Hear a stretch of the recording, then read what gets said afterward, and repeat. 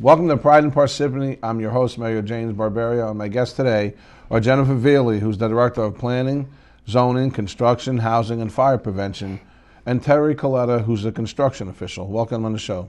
Thank you, Mayor. Thank you, Mayor. Terry, I'm going to start with you. Can you explain your role as a construction official? As the construction official, I'm the Chief Administrator of your Department of Construction Inspections and Code Enforcement. And our job is to enforce the New Jersey's Uniform Construction Code. So I have, as you know, a large group of inspectors and technical staff that do plan review and issue permits and do inspections on those permits. Well, can you explain to us what some of the projects that require permits that the public might not be aware of? I think a lot of residents don't know that there are things in their home that need to be replaced on a routine basis every so many years that they don't think about, like a water heater does require a permit, a water softener, a lawn sprinkler. I think most people know that a deck or an addition requires a permit. Even a shed over a certain size, if it's over 100 square feet, requires a permit. And of course, most things do require zoning, and I think a lot of times the general public doesn't realize that for my office there are what we call prior approvals. So before I can even issue a permit, I need to know that certain prior approvals are done. One of those is zoning. So if you do a fence over 6 feet high, it requires a building permit, but it also requires zoning. And there are things that are required by zoning that don't require building permits, like redoing a driveway, a patio, a smaller shed. So a hot tub requires a permit. So the best thing to do is, if you're in doubt, is to call us. Call us and ask, and we'll let you know what you need a permit for. I know the fence issue permit well. I know that whole thing because I went through it. But that being said, Terry, if someone's, say, redoing a kitchen or a bathroom, I'm going to go to plumbing, but they're not going to change any piping or plumbing or anything like that, do they need to get a permit? There are certain items that do require a permit, and I just want to point out there is a difference between commercial and residential. Like in commercial, if you change out a sink or a commode or something like that, you need a permit. But residential, you don't necessarily need one if you're just changing out a fixture. And you do need a permit if you're gutting your whole kitchen, you're going to take the drywall off down to the studs. Because drywall, if you replace more than 25% in any one room, need a permit. But the kitchen cabinets themselves don't require a permit. So that cost should be removed from your estimated cost when you get your permit, because you shouldn't have to pay for the cabinets. If you're just replacing a sink in the same location, you don't need a permit. If you're replacing an outlet, you don't need one. But if you're going to move outlets around and do wiring, or you're going to relocate the plumbing, as in the drains or the water lines, then you need a permit. Right, because that's a lot of I get asked a lot of questions from Sure. residents about that, and I always tell them, "Oh, don't take my advice. I would just go down into the construction official and ask." Jennifer, I'm gonna. And if you're wondering why Jennifer has so many departments under her, there's a reason for that. When I became the mayor of Parsippany, I met with a lot of commercial, not just developers, companies that wanted to come to Parsippany. And one of the fears they had coming to Parsippany was the process was so long. And I realized that the reason why it was so long wasn't that each department couldn't function. There was so many layers. Well, you have to get approval from zone, you have to get approval from construction.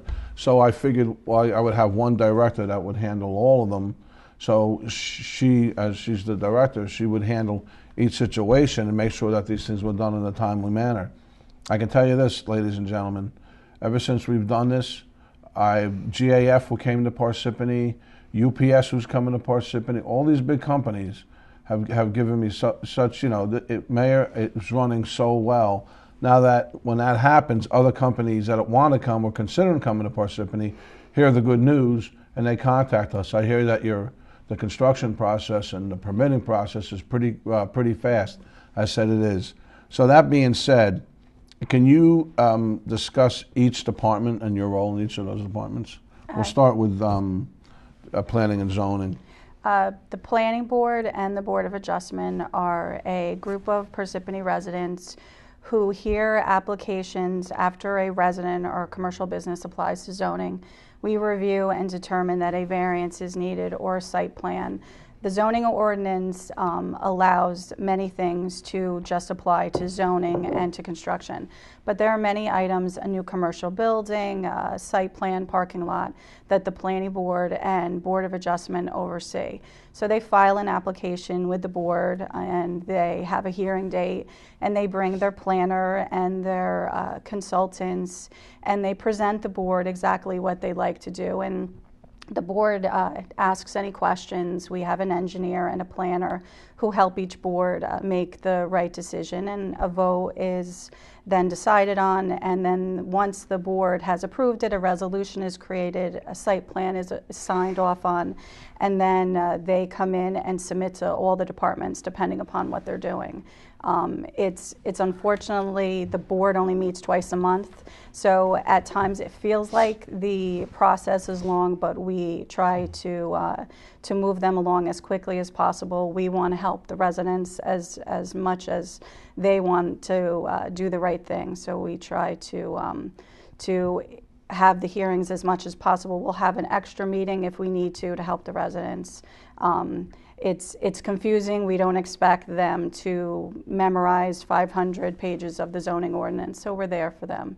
The zoning department enforces the municipal land use law and Parsippany zoning ordinance. Parsippany zoning ordinance regulates setbacks, development of a single family dwelling, a driveway. Permits are issued for fences, decks, pools, sheds, retaining walls, driveway expansions. The process is very simple. You fill out an application, you submit to zoning, we review it. We help them put the proposed item on a survey so that when they move forward with that permit, their record shows exactly what they're putting on the plan. Some items need engineering, most items need construction. We review all zoning applications within 10 days. It's a state regulation. So we try to expedite those as much as possible, especially in the summer. Everyone wants a pool. So, so we try to help them as much as possible. Can you explain, because I know a lot of people will say to me, you know, you have all these land use laws and zoning laws, but how come this person can do this and they get approved for it? Explain to them what the variance process is, because a variance is what is a variance? A variance is a rule created by the municipal land use law. It allows residents who, for instance, if they bought a piece of property in a zone that the lot is undersized and they have a new single family dwelling and they'd like to build an addition. The zoning ordinance is created for setbacks for that particular zone and that lot size. But there are hardships that are on certain lots in Parsippany that they can't possibly meet. And you still want them to be able to have their addition or their pool or their deck. So the Board of Adjustment is created with the variances, so it allows residents they apply to zoning with their plans, their survey, their application. We review that, determine that a variance is needed, and the Board of Adjustment allows them an opportunity to still have the addition in the pool or the deck that their other residents have. And the board looks at the plans and realizes that there is a hardship and that it's the benefit of the good of the neighbor. It's not going to infringe on any residents. They look over the whole and they have a meeting and then they approve it. All right, how about housing? The housing department is in charge of the property maintenance code. They receive complaints from neighbors for concerns with high grass. Certain residents might feel that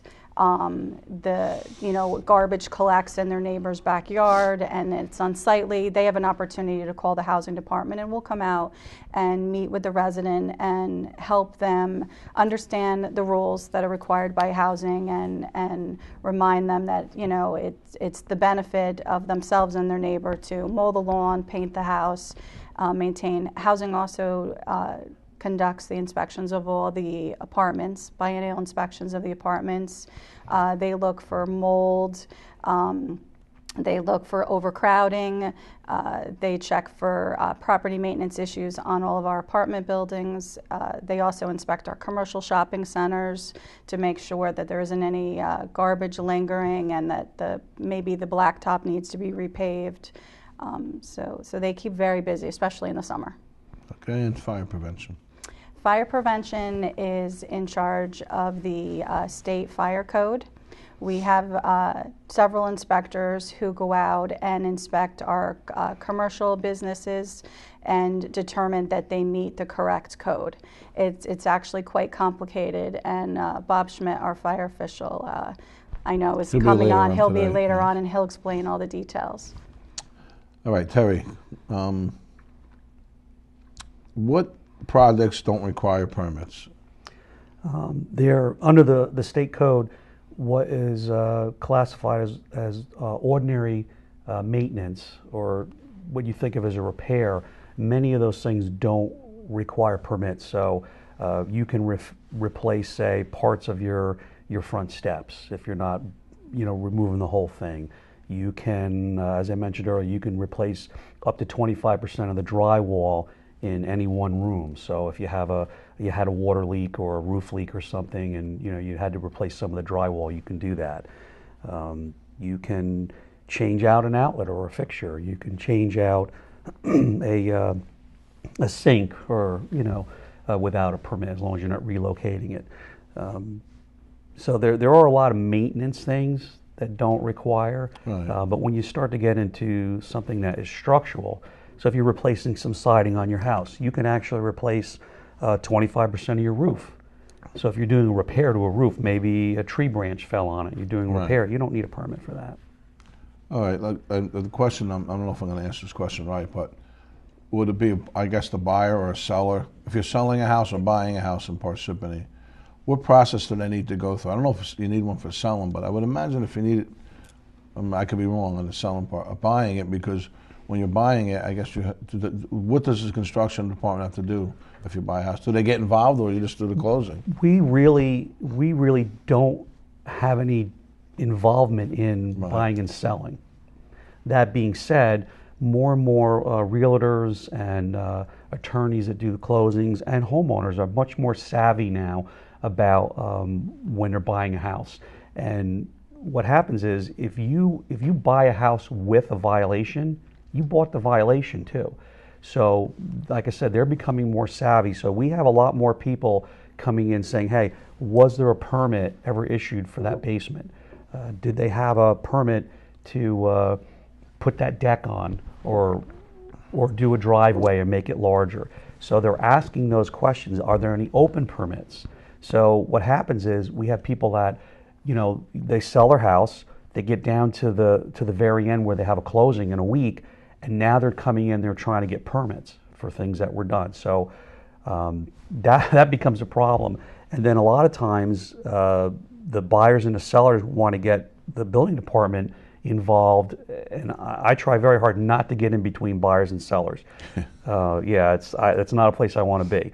So if there's something that's more than 10 years old, I'm like, I'll have buyers come in and say, well, you need to get a permit for that. I'm like, that's past the statute of limitations. I'm not going to go after somebody who did a basement 20 years ago and force them to get a permit.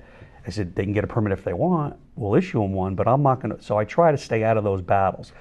But they come in and they're like, well, I have a closing in a week. And of course, the option is push off your closing, but now you don't know if you're going to keep your interest rate. You can put money in escrow. Or my suggestion is, if you've ever had work done in your house, or you bought a house and maybe 5 years ago and nobody checked, and now you want to sell it, come in and ask us if there's any open permits. If you think maybe work was done, come in and try to finalize that prior to you selling it, so that way you can clear it all up. So when you go to sell it, you're not stuck, oh, I have a closing in a week and now I can't get my finals. So if you have any doubt at all, come in. We actually have very good records that go back.